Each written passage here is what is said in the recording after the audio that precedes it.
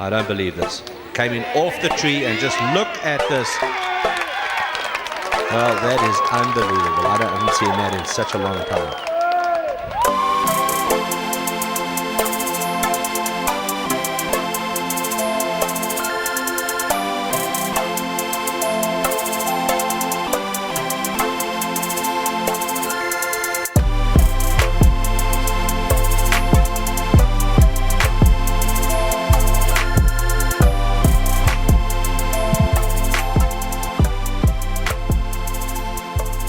Welcome, guys, to another episode of Bogey or Better podcast with Dylan and Cam. Hello.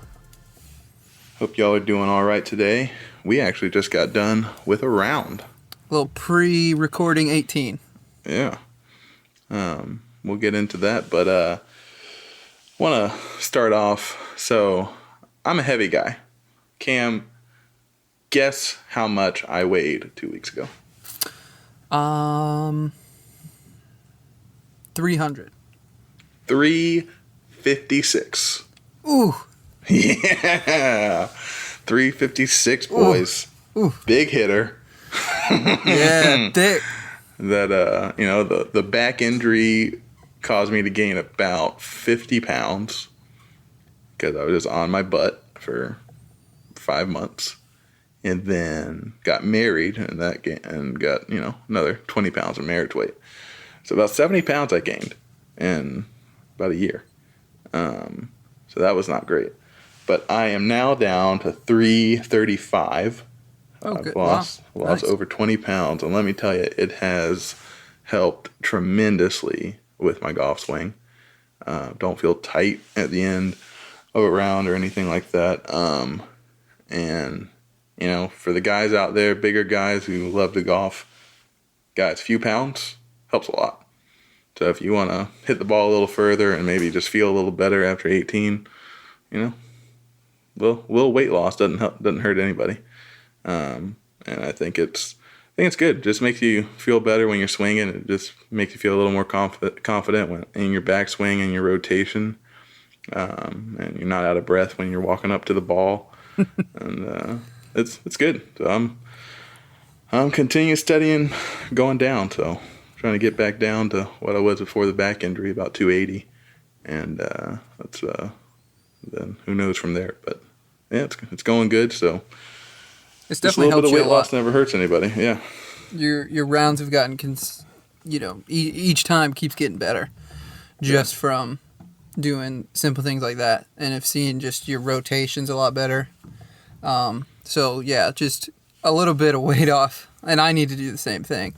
But, you're bending down to hit the ball. So the more weight that you have, the more gravity's pulling against you.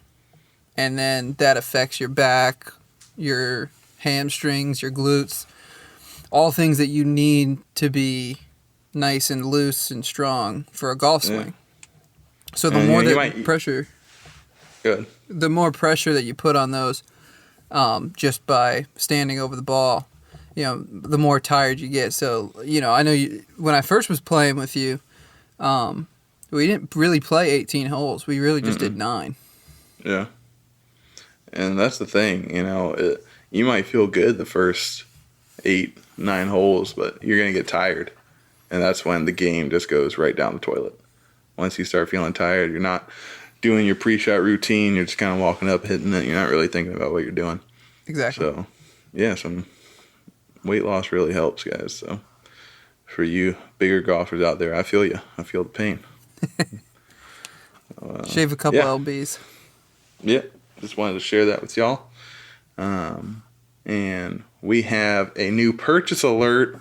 Uh-oh. For Dylan. Pew, pew, pew. we need to get some sound effects. We going do. If we were professional, So eBay, guys, is your friend. eBay is fantastic. If you're looking to get some new clubs, if you are missing something that you need, just scour eBay. Put it on your notifications on your phone. You'll get alerted when you get a good deal. I was scouring last week, and I found this guy who was selling 4 SM7, Titleist SM7 wedges, basically new. Right. And he had them listed for $250. Now, even that is a fantastic deal. For 4 wedges. For 4 wedges, last year's model. Yeah. You know? So, but you know, I sometimes I get a little greedy, so I'm going to see what I can do. And I put in an offer for $190, and he came back with $200. And I was like, yeah, I'll take the $200. So that's, with shipping, it was $230 for 4 like new SM7 wedges, a 46, a 52, a 56, and a 60 degree. And I got it. He didn't scam me. They came in the mail. They were real. 4 days. They were real. They got the serial numbers and everything. And they look beautiful. They feel beautiful. And I got them for like $54 a wedge. Which is outrageous. If you've never bought a wedge, even a used wedge. I mean, yeah, like I saw the same wedges, you know, for one of them on eBay going for, you know, $100. Yeah. Yeah, I mean, if you get a used wedge, you probably pay around $100. A nice one. Last year's model. Which, if you listen to our previous episode, we talked about, you know, that's where, because golf is an expensive game. Was it last episode or maybe 2 episodes ago? Yeah, it was last episode. Where save, you know, look for last year's, 2 years old models because they're going to be better than what you have, but you can get a good deal on them. Like, you know, so I guess this person maybe bought those and wanted to switch over. You know? Yeah, that's what he said. He bought those wedges custom. They're plus 1 inch shafts. So he got them from Titleist. Which is nice because you're a taller guy. Yeah, it worked out. And he said the SM8s just came out and I want those. So I'm selling these. So I was like, man, all right. Yeah. You know, SM8s are about $159.99 a wedge, I think, starting out. You're gonna spend over $600 for, you know, 3 wedges. Yeah, it's outrageous. Yeah. And those are varying degrees. Like, there's not a huge difference. Like, he didn't have a 48 and a 60. He had all the middle ones too. Yeah. And either he's really good at golf, or he just has too much money to spend. Because people like us, we don't necessarily, like, I have 2 wedges. That's all I need. Yeah. You know, one that gets me about 100, 110, and one that gets me like 80, 75 full, and then you can chip around with them.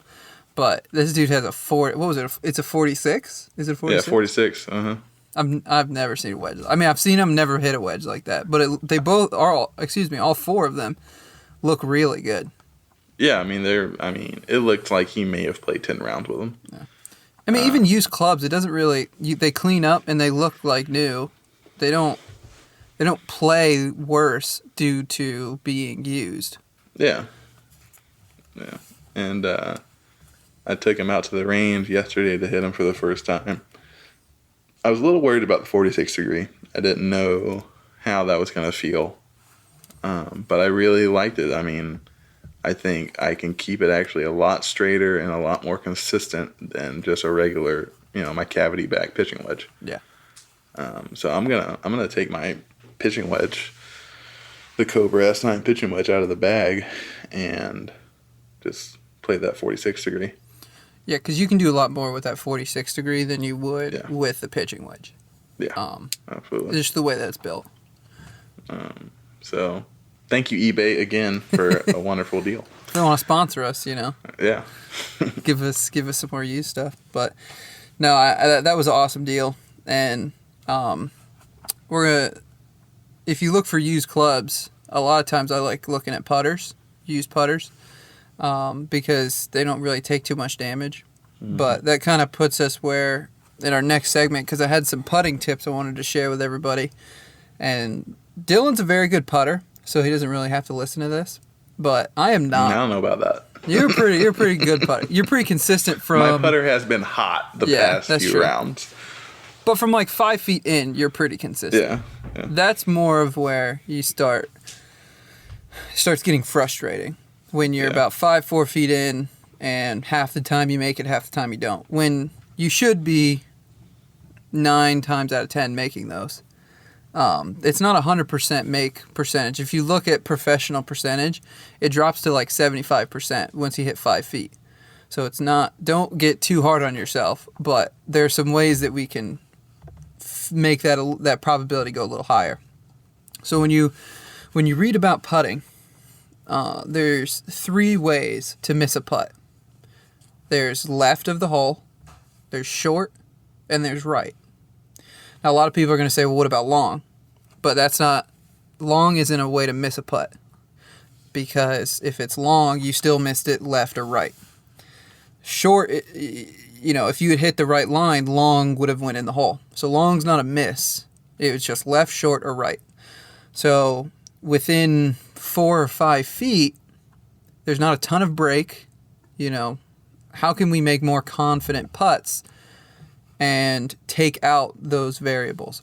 So how can we take out at least 1 or 2 of them? Well, a tip that I've used, and I showed Dylan today, is when you stand up to the ball like you would make a putting stroke, move your left foot forward so that your toes are in line with the left edge of the cup. Okay, so it's going to feel a little awkward. You're going to need to rebalance yourself, but follow that left edge to where your foot would normally stand, but move it up. So it's probably going to be 6 inches from your ball.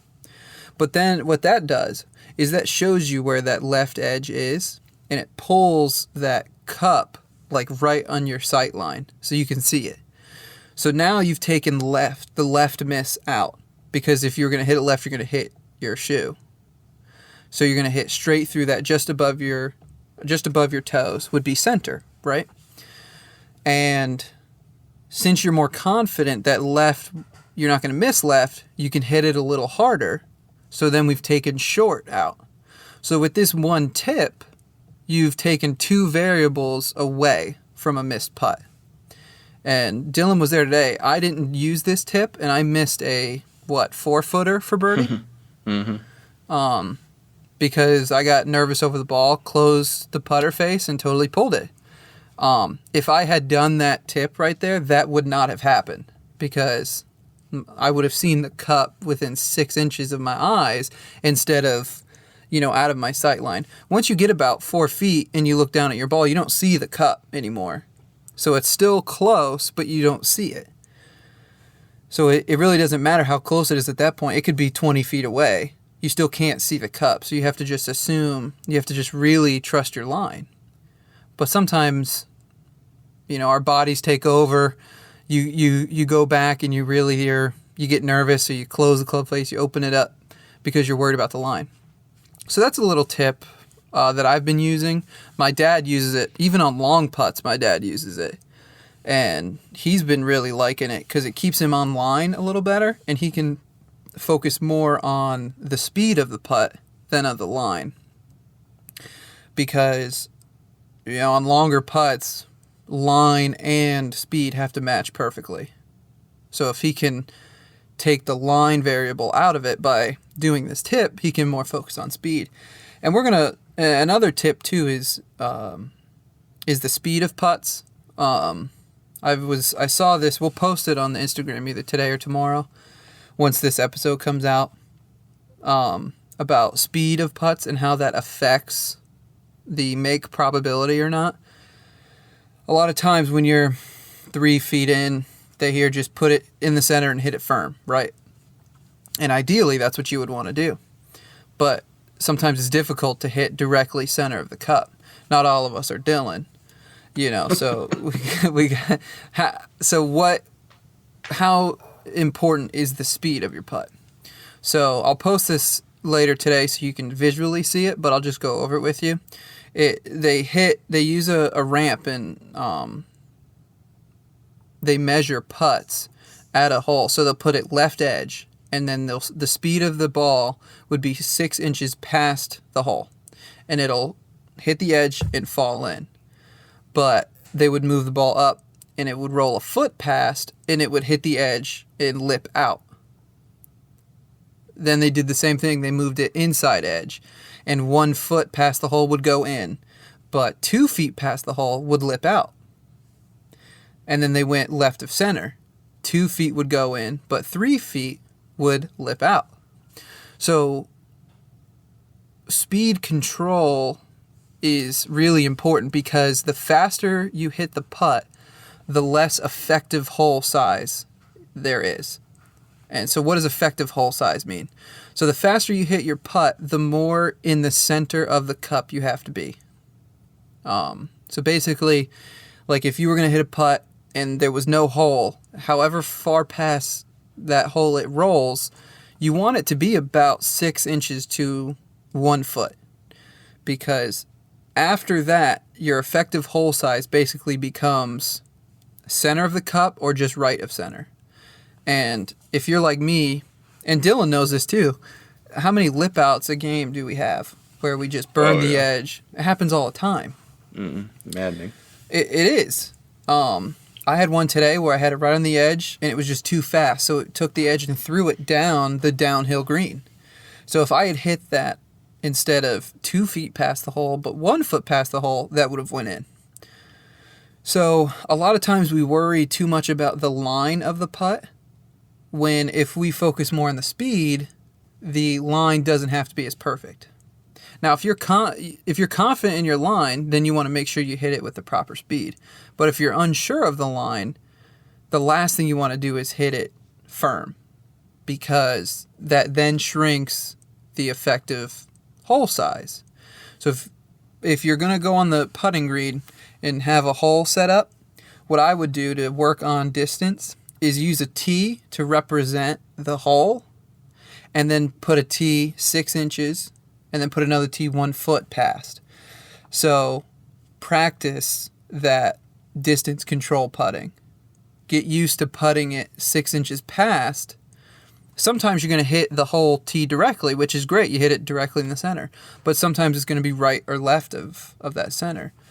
And if you hit it too hard, you're going to lip out and you're going to miss the putt. So a lot of time, I've focused so much on line in the past, where, you know, the line didn't matter because I hit it either too hard or I hit it too short. It didn't, the line didn't matter at all.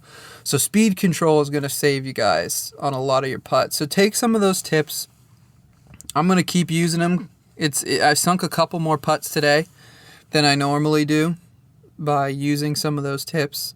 So I would definitely, when you're out on the range, before you end your range session, try that. It doesn't have to be a ton of putts, but just get a nice feel of what 5 feet from the hole means for distance control.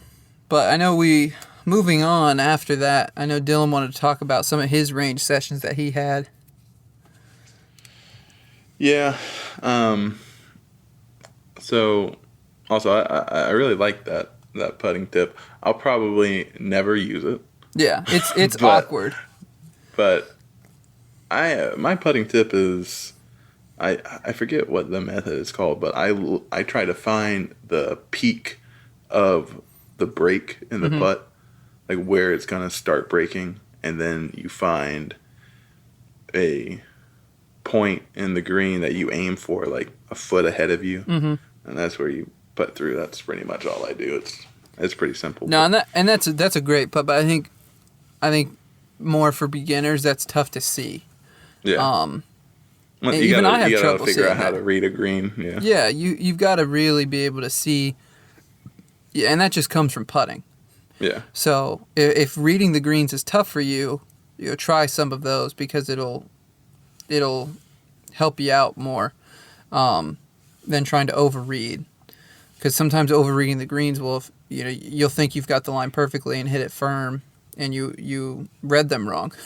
So yeah.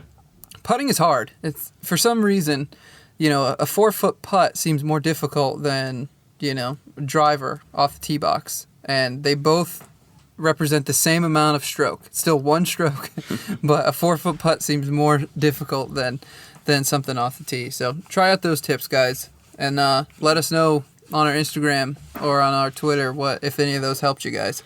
Yeah. So yeah, I took the wedges out yesterday to the range, and I brought Carly, my wife, with me. And the day before, we took her out to play 9 holes, and she did not have a good round like she did the week before, and that's golf, and I had to explain that to her. But she still hit some really good shots, and that's what I love about golf is you can have a horrible round, but it just takes that one shot to want you to. Oh yeah. Make you want to come back, and her first round was obviously the hole-in-one that made her want to come back, and you can only really go down from there. Yeah, she peaked. If she had never played golf again, I would understand. Yeah. You did the top, the one thing everybody wants to do. But she's still, she's doing really well, and I'm very proud of her. And we had a bit of a breakthrough out on the range. She was not hitting him well on the range for pretty much a half of the bucket. She was just not hitting him well. A lot of swing and misses, a lot of duffs. But I've had to put my coach hat on, and I've been trying to figure out exactly how to talk her through a swing and explain it in a way that makes sense to her. Because she calls me a monkey see, monkey do golfer, where I can just look at somebody and I can copy them pretty much. Mm-hmm. I don't like it when I've taken lessons. I don't like it when they try to talk me through it. I'm just like, just show me what you want me to do. I'll copy you. I figured out, we took some videos of her, and I was slowing them down, and I realized she's been afraid to hit the ball. She's been afraid to hit down on it and hit the ground and hit the ball hard. She's like slowing down mid-swing because she's afraid of it. Right. So I told her, don't be afraid, hit the ball. The ball, you're supposed to hit the ball. It doesn't matter where it goes, really. I just want you to, swing and make contact and swing all the way through and don't stop yourself. And as soon as she figured that out, everything else came together, and she was hitting down on it. She was making a divot right in front of the ball. Like it was good. Ideal shot. Ideal shot. And it's actually a little bit of a draw, not a slice. Can't ask for anything better. Yeah. So she's getting there. I'm proud of her. She's doing it. Golf is a maddening game, and when you're first figuring it out, it's you look at other people and it seems simple the way they're swinging, but your body, you just don't know how to make your arms and your upper body do that. It just doesn't make sense to the brain for a little bit. Yeah. But she's figuring it out. So for all you beginners out there, don't give up. Just keep practicing, and your body will, muscle memory, it'll kick in. Yeah, and golf is like you said, not only is it maddening, but the smallest of degrees make the largest difference. So, just something with a square club face and 5 degrees open are two totally different shots. Even though 5 degrees to the human eye is barely visible. But that's the way golf is. That's what makes it such a fun and difficult sport. It is extremely difficult, but when you're able to hit one shot and it does exactly what you want, like you said, it only takes one for a whole 18 to keep you going. So don't get too discouraged. We had a couple bad shots today, and terrible shots. It's just how it goes.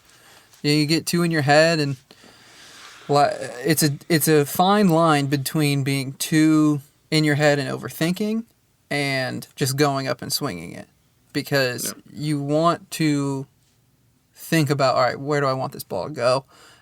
How do I want to hit it? Things like that. But then there's overthinking it, where you get too tight and you don't just swing freely. So it's a difficult sport. Everything has to align perfectly, and a lot of times for just regular people it doesn't. But that's what makes it fun, because when certain shots do, that's all you need. And this brings me to my next point. I hate the driving range. I hate it, Cam. I can't. Something about my brain does not like the driving range. Especially hitting on the range right before a round. Yeah. I can't stand it. Every time I do it, I play worse.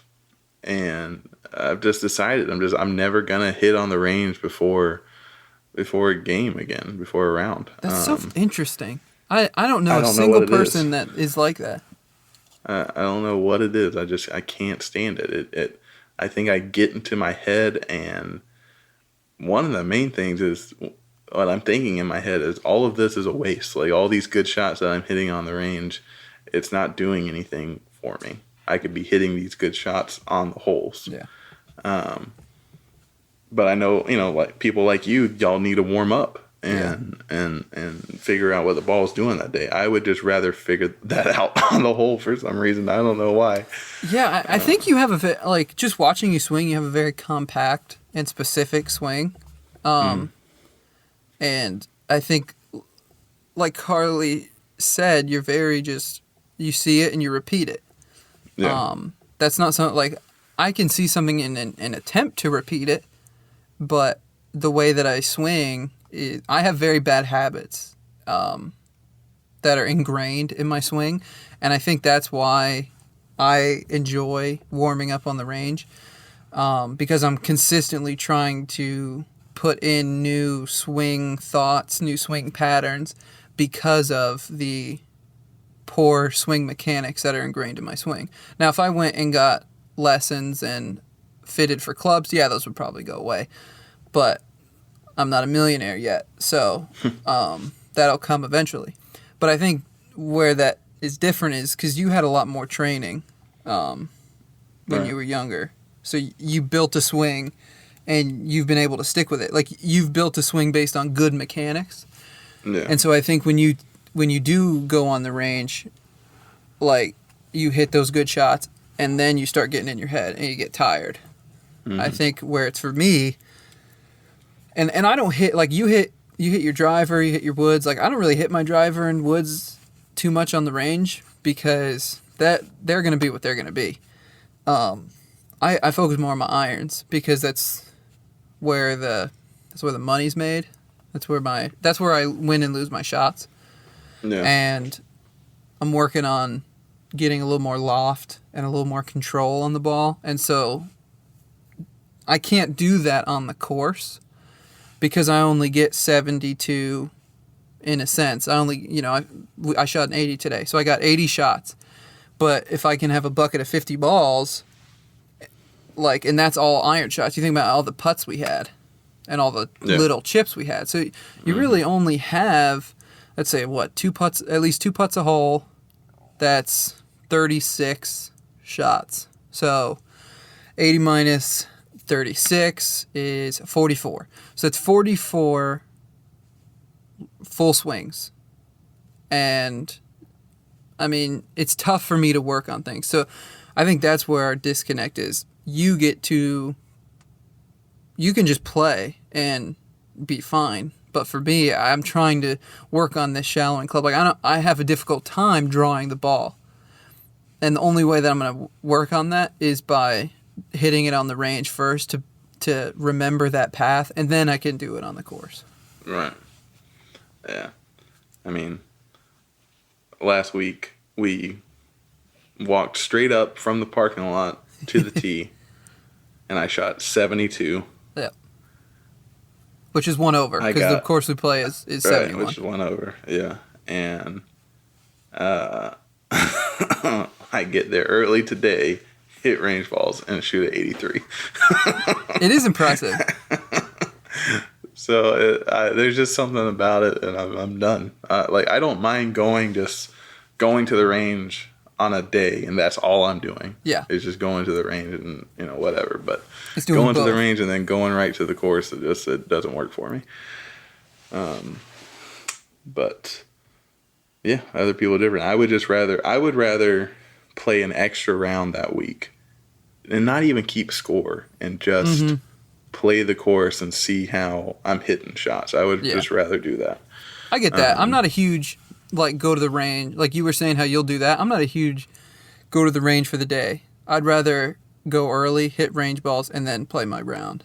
But it's just, that's two different types of golfers. It's just, that's just how it is. But you figure out what you like. If you really hate hitting range balls before, go 2 days before, go the day before and hit range balls. And then when you go, just hit the putting green, You know, even like chipping just a little bit helps warm you up without wasting full swings. So find out what works for you. All right. So we talked about us on the range. Now we're going to see what is in Cam's bag. We figured out what was in mine last week, and now we're going to see what Cam is hitting in the bag. I am rolling with hand-me-downs. Straight up my father's. And that's been my previous set and the set before. Have all been hand-me-downs. But, you know, it works. I mean, that's what you got to do. So I'm going to start from the top because my putter is my newest club. So I'm going to start with driver. The driver that I hit is a Titleist D2. You can look it up. It's a couple years old. The new Titleist drivers came out and looked really good, but yeah, when those first came out, I think that was like the hottest driver on the market for a little bit. Yeah, and I don't remember the exact shaft, but it's got an aftermarket, real nice shaft in it. I mean, Dylan's seen me hit it 330, 340. Straight in the air. It's got two adjustable pieces in the shaft where the hosel meets the shaft, where I can adjust face angle and loft. So I actually do loft it higher because I tend to hit my driver lower. So I loft it up and I close the face angle, and that helps me hit straight or tight cuts. Occasionally I'm going to slice it just because, like I said, I've got poor mechanics embedded in my swing, but I've actually fixed a lot with my driver pretty recently. So that's my driver. My 3-wood is a Adams Golf copy 3-wood. It is an unknown brand. All it says on it is like comfort and the degree, but it is one of those lie specific 3-woods. And I am an auto body painter by trade, and I have painted that 3-wood a lot. I mean, because it is an old 3-wood, and I keep sanding it down, repainting it, but every other round I chunk it and hit it right on the top of the club, and it chips the paint. It's so frustrating because I have to look down that club every time. So that's my 3-wood, and my 7-wood is another Adams copy, a 7-wood. You heard me correctly, a 7-wood. Bubba Watson over here. Yeah, it's quite lofted, and I don't hit it very much. It's not a club I hit a lot. I also don't hit it on the range very often, so it's kind of just wasting space in the bag. I do like hitting it, but it's very lofted for a wood, and it's just difficult to handle. It doesn't have a stiff enough shaft, so I can't hit it really hard. But like I said, I don't hit it very often, so it doesn't really spend much time in the bag. Then, my favorite club is the Nicholas 4-iron Max. It is a hybrid thing. It was in the bag of when I bought Sarah's clubs, when I bought my wife's clubs from Let Go. It was in that bag. I don't know if they knew it was in there, but I picked it up. I'm like, this is clearly a men's club, and it's a 4 hybrid. And I didn't have one. I don't have a 4-iron. So it's basically a 4-iron hybrid. And, I mean, how many times do you think I hit that today, Dylan? Oh, yeah. I mean, I hit it off every tee. Pretty much every time besides the par 5s. Yeah. Hit off every tee. Goes about 230, 220 consistently. It's like swinging if you've ever swung a hybrid, that's what it is. Except it's not that new technology where it looks good. It looks like a fat iron. It's weird, but it's what I got. So after that, my iron set is 5 to a wedge, and that is the TaylorMade Burner 2.0. So I love them. They're cavity backs, but they've got this piece on the back to really, I guess, reward hitting the sweet spot. Because with cavity backs, you don't have a ton of ability to control it as much as you do with blades or your forged irons. But it's got this piece on the back for a cavity back that really rewards hitting it straight in the center. You get a ton of distance, a lot of spin on the ball. And so that's what I play for my irons. And then from there, I have a Titleist SM5. So it's 2 years before the ones you have? Mm-hmm. Yep. SM5 Vokey 54 degree. And that was my, jack of all trades. That was my wedge I used for everything. That I could hit it 110 yards. If I stepped on it, 120. Because like I said, I don't hit my irons very high. That was my chipping wedge. That was my wedge. And I used that, and I've used that for years and years because that was my only one. And then recently I just was given, hand-me-down, obviously, a Callaway Mac Daddy 58 degree. And I've really enjoyed using it because it's a nice wedge from 80 yards. That's I can pretty much give it a full swing, 80 yards. That's the distance. And it's nice to chip with. I've been changing the way I've been chipping, and I went more to a A or pitching wedge. But that's what I chip with, or that's my wedge in the bag, is the 58 degree Mac Daddy. It's a 4, I believe. Callaway Mac Daddy 4. Ton of control. I get a good amount of spin on it, so that's nice. And then Is that the PM grind? For the Mac Daddy? Is it a full face, the grooves go across the face? No, it is not. Okay. No, it is not the PM grind. It's the S or something. Gotcha. I think it's that. Yeah, no, it's not. Now, I would love to add Smithworks wedges to my bag. If one day they want to sponsor us, I'd love to give them a try because they use full face grooves with X, like the new Tiger wedges that TaylorMade put out. Similar to the way his looks. They've got your regular grooves, and then they've got X's above them, and it promotes a ton more spin. But these are full-faced. It's really cool. So I'd love to give those a try. But I'm set with I was going to get a 58 degree in that Smithworks wedge, but then this Callaway was given to me, so I haven't had a need to go get it. So that's all my irons and my woods. And so the last club is my putter. And so before my purchase, I was using an Odyssey white ice mallet putter. And it size of your head. Yeah, when you hit it in the sweet spot, it made a loud ting. It was an interesting putter. It was not for me. I've never really gotten fitted for a putter, but I just never could consistently hit that putter. Just never could. And it was a double bend neck, and I don't know if that was it, because I was always hitting center. I was always hitting up on it, so I couldn't get a nice roll to it. And I hate the putting my hands above, in front of the putter. So I purchased a pyramid putter. Now maybe you've seen that before. If not, it's I think the mother company, because they make wedges too. It's called Break Even Golf. But they make a putter called Pyramid. And it's a blade putter. It's got a great tapered thick grip on it already that comes stock on it. I have it in the 35-inch shaft, so it's a little taller. But the cool thing about this putter is the etching or the milling on the face. Most nice putters have either an insert in it, or it's completely flat, or they have milling on the front.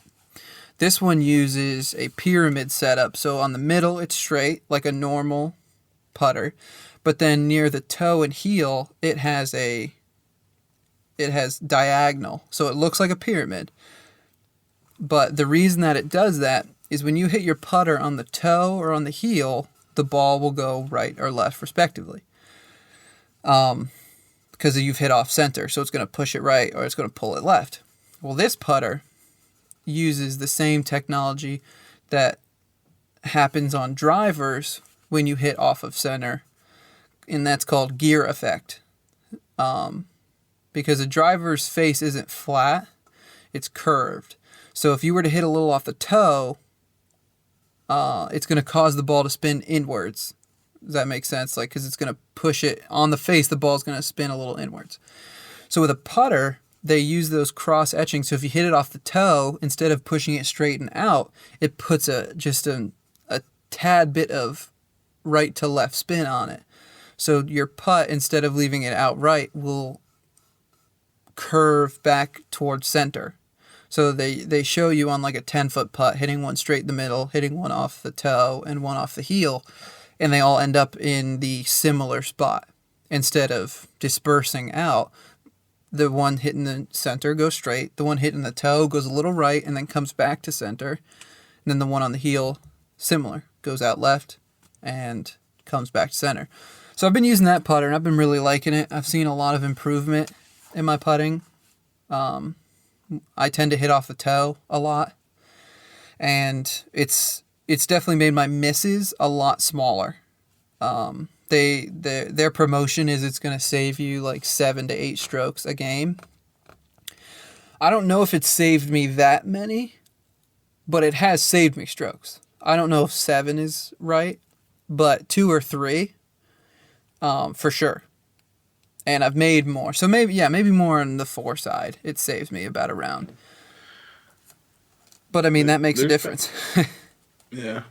There's been a lot of like an upsurge in like small putter companies, like just doing putters, like Pyramid, Even Roll. Apparently, it's really big.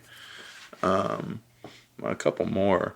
There's one. I think that Bryson DeChambeau uses. Yes. Yeah. Sick. That putters. might be Even Roll. I'm not sure. Oh, no, it's Sick. Yeah, it's Sick. SIK. Sick putters. Okay. They make custom putters, and what their technology is because I was researching putters because I was waiting to get one. So I looked into this one, and they use descending loft technology, which is just fancy for wherever you hit it on the face, it's going to go at the perfect launch angle. So like if you hit a little down on it and it's higher on the club face, it's going to still have it roll the same if you had hit it perfectly centered and straight. So it is cool, and they have a bunch of different putter heads, so you can customize it to yourself. So if you like a wide set blade, like the Scotty Cameron's got famous for making that really like elongated blade, or you want like a half mallet or a full mallet, and then depending on what type of shaft you want, do you want a double bend? Do you want a plumber's neck? Most of you probably don't. If you've never researched putters, you don't know what a plumber's neck is, but it's what you'll see on most all professional putters. And then there's straight up, then there's center shafted. So basically you can build the exact putter you want from them.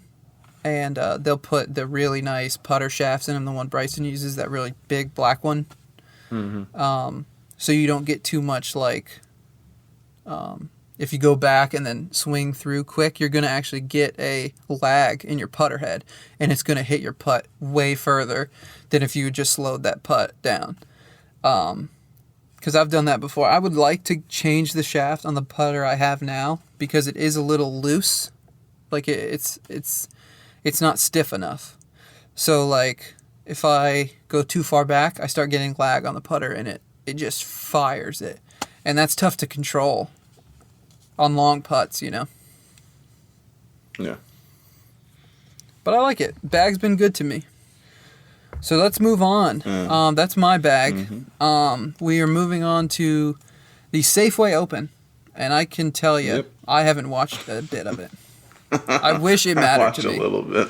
Like, I watched the only a little thing, bit of the third round. The only thing I've saw is, what is it, Henry Ruggs? Is that his name? I keep messing it up. Harry Higgs, I think. That's it, yeah. Yeah. And he's a big boy. If anybody looks like a regular golfer, it's him. If you don't know who he is, he's actually played very well. He had a walk-off eagle. Yeah. To finish his round, I think a 62. I think was his. Yeah, I thought it was a walk-off albatross. Or was like it a double walk-off? eagle. It might have been. Yeah. It might have been a double eagle. Yeah. It's crazy. Yeah. Let's see. I'm pulling him up now. It was a hole-out albatross to finish at 62. Okay. Harry Higgs. Now, go look him up. Higgs. His Instagram is Harry Higgs 1991. And I'm sure he's a great guy, but like he just doesn't have the, how you say, look of a professional golfer. Yeah, he's not a Rory. He's not a not a Brooks Koepka. Yeah, he's got the like more John Daly, Shane, John Daly, Shane Lowry look. Yeah. To golf, which is more of us than not. And his bio on Instagram is, I like drinking Tito's and playing golf. I love it. I mean, come on. And he's only got 12,000 followers, so he's not like, I've never heard of him until this championship. I like him. We need more big guys in golf. Honestly. Let's get some representation out here. That means we just need to join the tour. Yeah, how bad could it be? Oh, I've got something to say. I know we didn't put this in here, but I'm pretty sure I sent it to you. Basically, if you were awful at golf, if you went professional and lost every single tournament, you made the cut but finished last in every tournament for this PGA Tour year, you would have made $392,000. So if you were the worst professional on the planet, you would have finished with $392,000. Now, I'm not saying that it's not that their jobs are that easy, that anybody can do it. Obviously, it's difficult.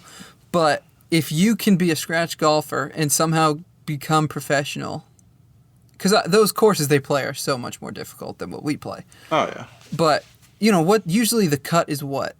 +2 to -2? Give or take, like that's usually the cut. Yeah, it just depends. Like Safeway Open is -4 right now. Because it's an easy course and everybody's playing. Yeah, so you're gonna have drastic changes. But let's say if you can shoot like consistently, let's say +4 handicap, so that would be average -4 around. And that's usually after 2 rounds, so you only have to shoot half that and just do it twice. Yeah. And then you can just have fun. And you'll still make quite a living for yourself. I just love that. That made my day when I saw that. It made me a little sad because I'm like, I had the wrong career choice. Yeah. But I had to share that because that popped in my head and I was like, oh my goodness, I have to share that real quick. Well, before we go, I think Cam has a little something to say. Yes. We have something very exciting for you guys. So we're just teasing it, so don't get too excited. Now you're going to have to wait till next week. But we thought about the beginner golfer and using old wooden clubs and things like that. But they want to improve, they want to get something nice. So we did this thing called the Wilson Extravaganza, and we'll touch more on it, and we'll actually go through all of it. But I'm talking Wilson hats, Wilson balls, Wilson gloves, Wilson clubs. I know, crazy, right? So, and we've got a little surprise at the end of that episode for one of you listeners. So you're going to have to listen next week. I'm sorry. You're going to have to. But we're going to be posting content throughout the week about it to get everybody excited. We had a friend that wanted to support the podcast, and he sponsored this little episode that we're going to have next week. So it's going to be a good one. We hope you guys thoroughly enjoy it. And we had fun putting it together, didn't we? Yeah, had a lot of fun. I thought it was fantastic. It was very surprising. Yeah, it's not what you think, because I was genuinely surprised. Yeah. I really was. And before we end this episode, I got to ask Dylan if he's seen this. Have you heard of the XGA? XGA, no. Okay. It's not a real thing yet. It's just going around on social media and stuff. And I got to pull it up. We'll post it today when I find it. It's basically another golf association, another golf league. Similar to how the XFL does things a little different from the NFL, this is going to be an extreme golf association where there is no, and there's going to be, there's more rules on the post. I just have to find it. But from the top of my head, it was no dress code. So you wear what you want. Alcohol is permitted on the course. Oh, boy. Like on rounds. If a shot out of bounds results in a loss of a club. There was something that if you do something on the green, I can't remember exactly what it was, that you have to shotgun a beer.